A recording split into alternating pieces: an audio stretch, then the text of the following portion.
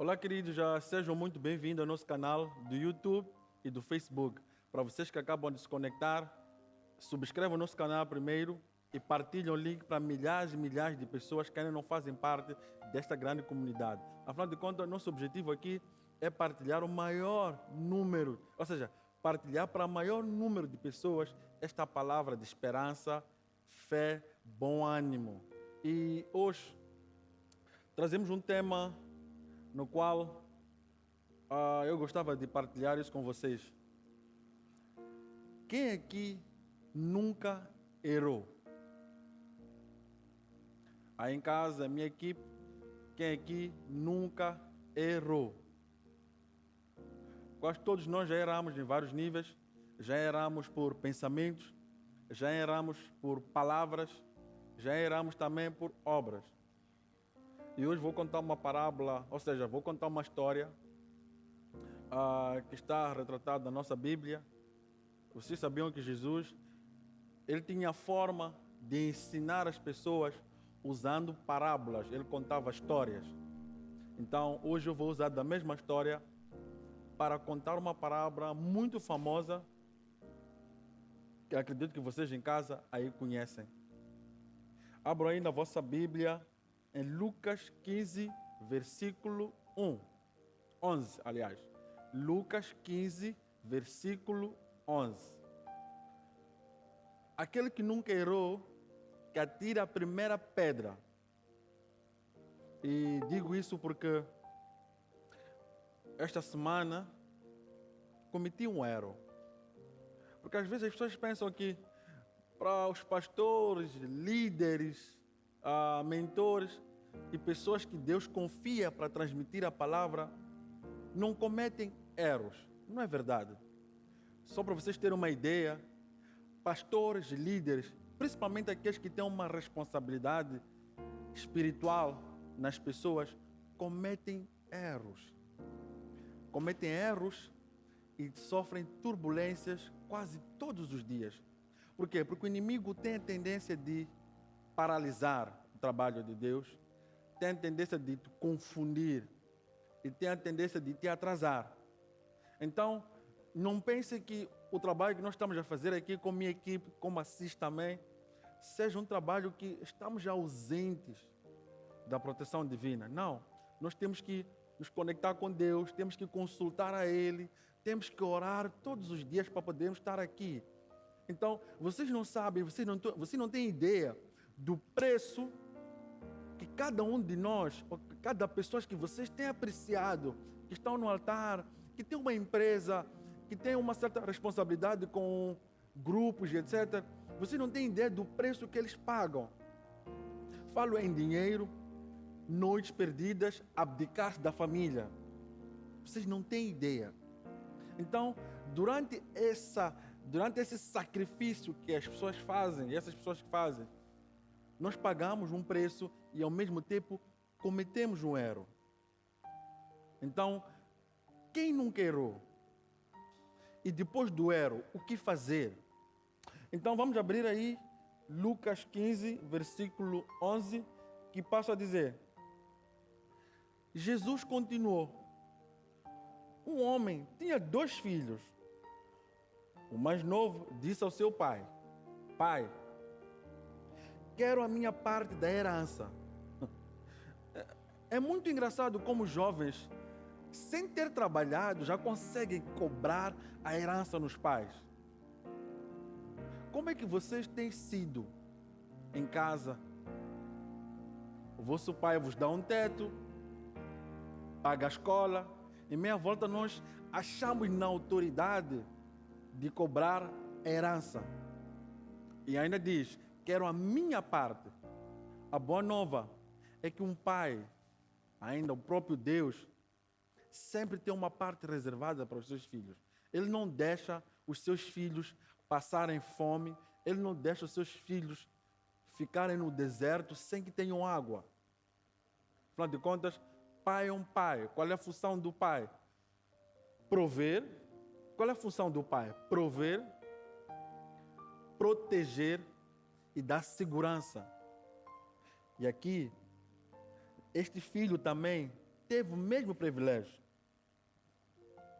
Pai, quero a minha parte da herança. Assim, o próprio pai repartiu a sua propriedade entre eles. Não muito tempo depois, o filho mais novo reuniu tudo o que tinha e foi para uma região distante. Nós temos a mania, em algum momento, de sempre quando pedimos a nossa herança, já viram aqueles jovens que, graças a Deus, esses que saem de casa, porque há alguns que não saem de casa dos pais, mas aqueles que saem de casa dos pais, por algum motivo não muito bem corrido, desaparecem e desligam a ficha com os seus parentes. Esse desequilíbrio emocional, em algum momento, estraga, porque quando nós pedimos a herança antes da época ou antes da hora, a seguir o que vem é destruição. Então, herança antes do tempo, a seguir é destruição. E vocês vão acompanhar muito bem, já estão começando a imaginar de quem é essa história do filho pródigo, não é? Então, ele pede a herança e vai para muito longe. Quero minhas coisas, nem quero saber de nada de ti, papá, eu vou me embora. E assim foi. Então, diz a palavra aqui, e lá desperdiçou seus bens vivendo irresponsavelmente. Depois de ter gasto tudo, houve uma grande fome em toda aquela região onde ele estava. Pegou a herança. Primeiro, eu não diria sem autoridade, mas porque assumia que tinha privilégios com o pai, pediu a herança, foi embora, mas muito distante. E o que vinha a seguir? A destruição já começa. Gastou tudo. E quando gastou tudo, o que veio a seguir? Fome. E veio uma grande fome para aquela toda a região. E começou a passar mal de necessidade. Ok. Vamos aqui, eu quero que vocês comecem a anotar agora papel e caneta. Quem pede a herança antes da hora, primeiro o que faz? Vai para muito longe, porque não quer ser visto. 2, gasta tudo e não partilha com ninguém. E 3, passa fome. 4, vem necessidades. Espero que tenham anotado muito bem isso. E é a mesma coisa que aconteceu com ele aqui. Passou necessidade. Versículo 15. Por isso, foi empregar-se como um dos cidadãos daquela região, que o mandou para o seu campo a fim de cuidar dos porcos. Olha, já passou pelos 4 níveis de coisa de destruição. E ainda por cima foi encontrar, eu não diria um trabalho miserável, mas foi trabalhar com os porcos. Digo isso por quê? Porque o pai tinha tudo. O pai tinha tudo. Mas ele preferiu levar a herança e foi ainda por cima parar e trabalhar com os porcos. Versículo 16. E ele desejava encher o estômago com as vagens de alforobeira que os porcos comiam, mas ninguém lhe dava. Versículo 17. Caindo em si, sublinhe isso, sublinhe muito bem. Caindo em si, ele disse: quantos empregados do meu pai têm comida de sobra? E eu aqui morrendo de fome. Eu, porém, a caminho e voltarei para o meu pai. E lhe direi: Pai, pequei contra ti. Ou seja, Pai, pequei contra os céus e contra ti. Versículo 19. Não sou mais digno de ser chamado teu filho. Não sou mais digno de ser chamado teu filho. Trata-me como um dos seus empregados. E a seguir, levantou-se e foi para o seu pai. Ok, vamos aqui. Nós já cometemos o erro. E muitos de nós cometemos o erro quase todos os dias, em pensamentos, palavras e obras. Cometemos o erro. Gildan, eu já cometi o erro, e agora? O primeiro ponto, comece a anotar agora, o primeiro ponto é cair em si. Por que digo cair em si? Há muitas pessoas que cometem um erro, mas não sabem que cometeram um erro. E há muitas pessoas que quando cometem um erro, nem se aperceberam do erro que cometeram. Então o filho pródigo prova aqui um nível de maturidade muito elevado. E na Bíblia vocês vão ver que ninguém, além do filho pródigo, mostrou esse nível de maturidade, reconhecer o seu erro. O primeiro exercício depois de um erro, é reconhecer: eu errei. E o filho pródigo, ele diz muito bem, se forem a ver, no versículo 15, 17, ou seja, no versículo 17, ele diz, caindo em si, eu pedi para sublinhar isso, caiu em si. Cair em si é reconhecer, olha, eu pequei, eu falhei. Eu pequei e eu falhei. Então, esta é uma das primeiras técnicas para a resolução do nosso erro. Por que eu digo isso? Porque nós só mudamos aquilo que identificamos. Ele, depois de ter levado a herança, ao pedido a herança, passou por várias coisas. Ele identificou, olha, eu errei. Estou a passar por necessidades, eu errei. Ele caiu em si. Então, o que ele vê? Ele identifica o erro e já parte para o primeiro passo rumo à correção do erro, cair em si. E o segundo estágio, o segundo passo, é o planejamento. É o planejamento. Pode abrir muito bem. É o planejamento. Por quê? Porque ele diz, ele diz, eu irei para o meu pai.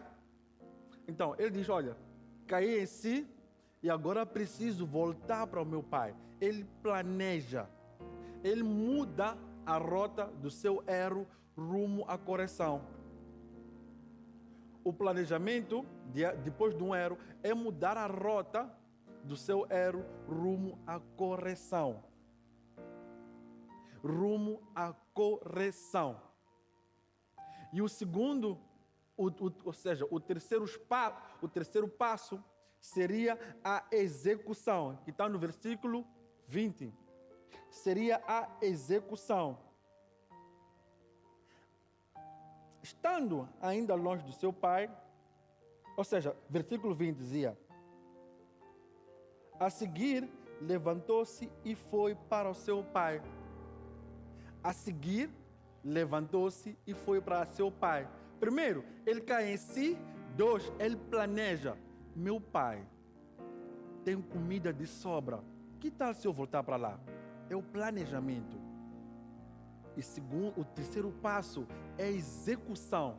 Ele levantou e foi para seu pai. Quantos de nós, depois de um erro, temos a coragem de cair em si, planear e pedir perdão e levantar e pedir perdão? Quantos de nós temos feito isso? E o que nos faz não tomarmos essa atitude? Porque achamos que vamos passar vergonha, não vamos ser bem recebidos,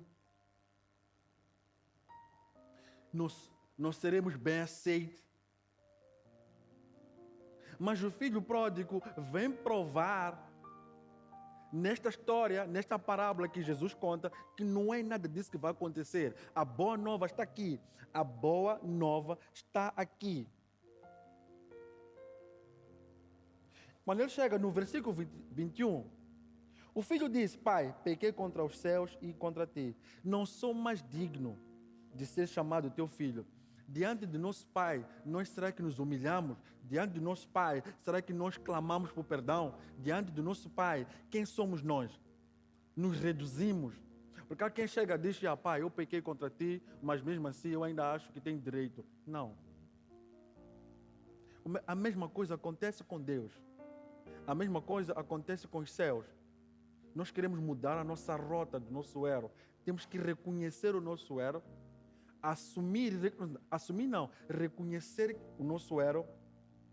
2, sabermos que Jesus é a única pessoa que pode apagar o nosso passado. Não há ninguém mais que pode fazer isso. Ele pode apagar o nosso passado. E somos salvos, porque pela cruz, o nosso pecado já foi pago há muito tempo na cruz. E hoje só temos que usufruir esses benefícios. Mas muitos de nós, por causa da ignorância, a ignorância é falta do conhecimento. Não vamos pensar aqui que eu estou a insultar. A ignorância, volto a repetir, a ignorância é falta de conhecimento. Volto a repetir para vocês que vão anotar agora.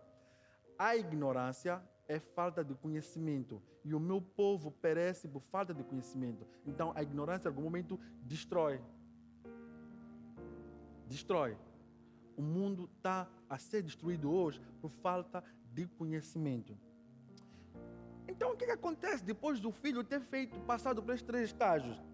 Mas o pai disse, porque ele depois se humilhar, mas o pai disse aos servos: depressa, depressa, tragam a melhor roupa e vistam ele. Coloquem um anel no seu dedo, calçados nos seus pés. Tragam o novilho gordo e matem-no. Vamos fazer uma festa e alegrar-nos. Amigos, não existe a melhor coisa depois de nós assumirmos nosso erro. Planejar, pedir perdão, pedir perdão. Primeiro, os céus se alegram. 2, a pessoa na qual tu vais pedir perdão, ou corrigir, ou buscar essa correção, existe uma alegria tanto nela, como também nos céus.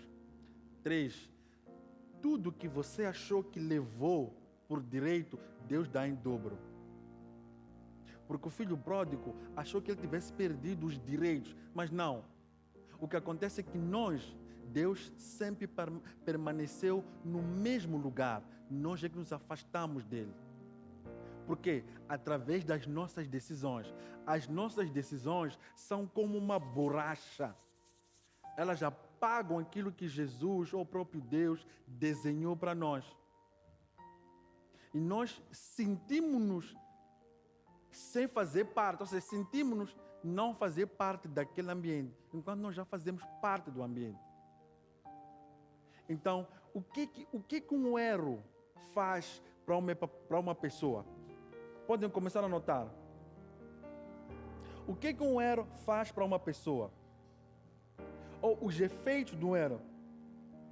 O primeiro efeito do erro é: nós apagamos aquilo que Deus planejou. Nós apagamos aquilo que Deus planejou. Deus não muda de posição. E Ele não desiste daquilo que desejou e deseja para ti. Nós mesmos é que pegamos a borracha, começamos a apagar, porque achamos que a nossa decisão, as nossas escolhas são as melhores do que os nossos pais. Mas você esquece que os nossos pais, tanto como Deus, como também os da terra, os nossos pais criadores, sim, os nossos pais de criação, eles já viveram muito mais do que nós, já têm mais experiência do que nós, já viram o futuro antes de nós. Eles já sabem qual é o caminho mais rápido, porque eles foram no mais difícil e encontraram-se com muita dificuldade. E quando te passam um conselho, nós achamos que aquilo que meu amigo disse lá atrás é o melhor. E cometemos o erro, apagamos aquilo. Quais são os nossos conselheiros? Quais são os nossos GPS? A trilha que nós usamos de vida para seguir essa estrada é a mais correta, é a via mais correta. Eu, para ir até a Baixa, eu não preciso ir pela Malanga e etc. Eu posso ir só simplesmente descer pela Karl Marx.